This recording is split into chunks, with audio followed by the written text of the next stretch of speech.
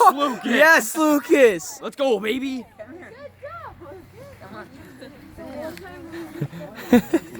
Let's go. Let's go.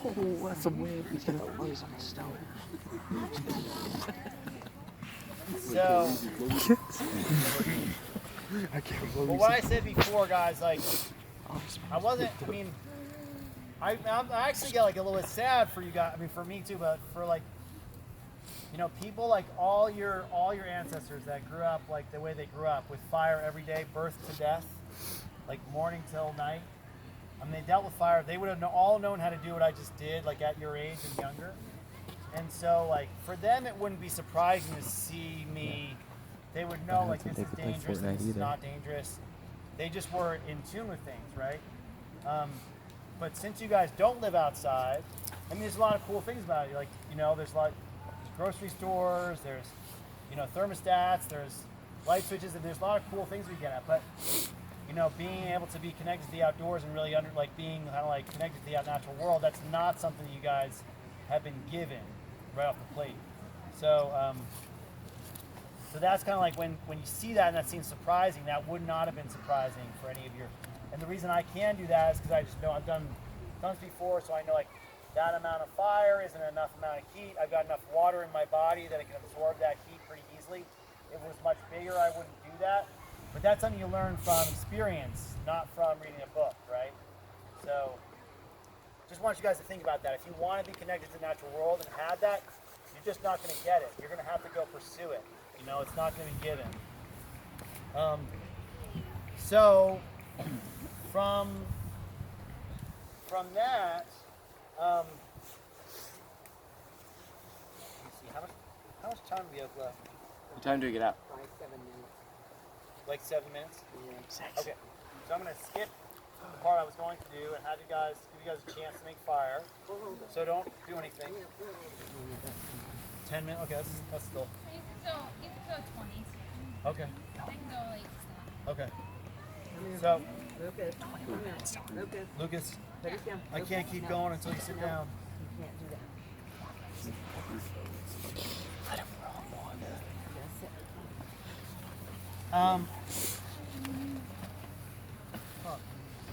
So, the one part that I wanted to go over with you guys is, you know, I told you there was different species of human that created fire originally. And before there was fire, life was a certain way. And then after fire, it was quite a bit different. So there's 4 things that really changed pretty dramatically for people once fire was created. What do you think those 4 things are? Food, yeah. So food is probably the most important one. So most scientists that study this kind of stuff believe that without fire, without our ability to cook food, we would have never evolved into the species we are today. We're the only animal that ever in the history of the world cooked its food. So all other animals, without exception, eat all of their food all the time raw, whether they're eating plants or meat. Now when you eat food raw, and this is what it's like for us before we evolved into the humans we are, we were kind of like, we were still humans, we were pretty smart. We weren't crazy smart, but we were pretty smart. But once you learned how to cook food, number one, like, it made it a lot easier for us to chew. So we didn't have to spend 5 hours a day chewing on food to break it down. A lot of animals, when you see them out in the wild, a lot of times what they're doing is chewing on food. So we didn't have to spend so much time chewing. The other thing is our stomachs get smaller, which is important because I'll tell you in a second. Our stomachs get smaller because we don't need like a deer. Say I weigh 180 pounds. A deer might weigh 100 pounds, but its stomach is probably twice as big as mine. And that's because it's eating raw food all the time. It's got to have this big stomach that can go through the food and like really break it down. We have these really small stomachs, and the reason for that is because we've already digested the food by burning it. We've already broken it down through heat. So once it gets through our teeth and to our stomach, we can get a lot more energy out of it than most animals can. And so we can use that energy in ways to grow parts of ourselves that most animals can't. What part of ourselves do you think that contributed to making much better? So when we were able to start cooking food, it made it so that we could put a lot more energy towards one part of our body in particular that other animals can't. What do you think that was? Yeah. Our brains, yeah. So because of that, scientists believe that fire and cooking food made it possible for our brains to evolve into the size they are now. About like twice as big as they used to be. So there's 3 other things fire gave us. You had some guesses. Yeah. Ask me to record it, so I can't leave. Gave us heat. So you would never go to Germany or Russia or Oregon from Africa if you didn't have fire with you, right? So it made it possible for us to start adventuring throughout the world and kind of traveling. So what else? So we got cooking, we got heat. Yeah.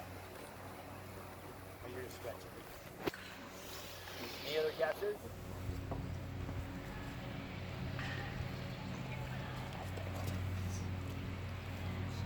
Yeah, but it's like in a primitive environment. So the other 2 things that it gave us, you know, at nighttime, we would have light. So before fire, when it got dark out, people had to stop what they were doing. We couldn't kind of like keep on planning and socializing and building. The fire gave us the ability to do things beyond the dark. And it also gave us protection from animals. So if you're in Africa and you don't have fire and you go to sleep at night, one of the things you might be worried about is whether you're going to wake up with a hyena around your neck and dragging you into the brush to eat you, right? So we went from being kind of like the hunted, and then we had fire, and then we became the hunter. So that was a big difference for us. So what we're going to do now is I'm going to give you guys a chance to do survival fire tool. This is called a striker, and the striker is also known as flint and steel, and it works like this. It's got a blade on it. This is the blade, this is the bar. So you're gonna create strikes off there. They do not. This is not a particularly good tool. It doesn't work that well, but survivalists use it all the time. So they always carry it with them. The reason for that is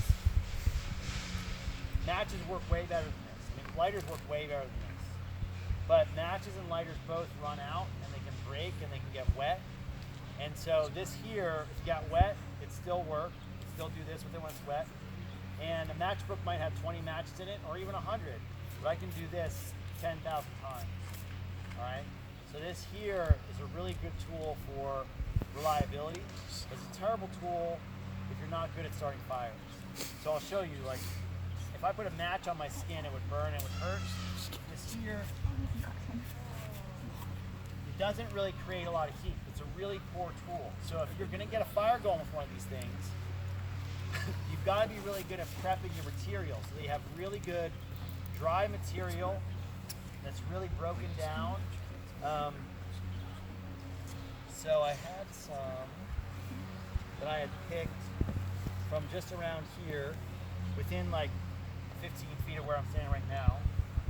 And what I would do is kind of find something that I've convinced myself is pretty dry, and then already like seems like it's relatively flammable. And I'm going to process it. I'm going to either roll it in my hands and break it down into a nice, make it more dusty, or I'm going to say I have like something like that. I'm going to pound on it and turn it into a dust. See how if I pound on it, that creates more of a dust, right? So now this is more flammable than this. If I pound on it more, it turns into really fine dust. And so from there, once I've done that part, there's going to be strikers in all these pans, and you're going to go around and get into teams of probably about 3 and find good material. And then with the strikers, you're going to pin this down. Don't use the pointy end. It looks like that's just how you choose. I would use the flat end and make your striker go vertically down into the material. And all you're going to try and do is get a flame going, just like I just did right there. All right? We're not going to try and like get sustained fire and keep them going. For you just to get a flame going, I'm going to say it's pretty difficult, and most of you won't be able to do it. This is a lot harder than like getting cotton balls with Vaseline on fire with matches.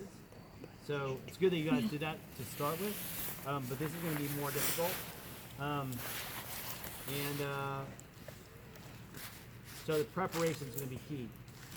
So just get into teams and go.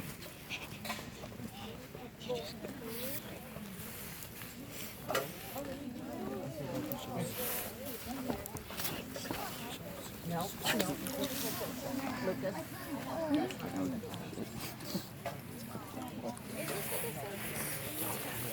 Huh? Did you end it?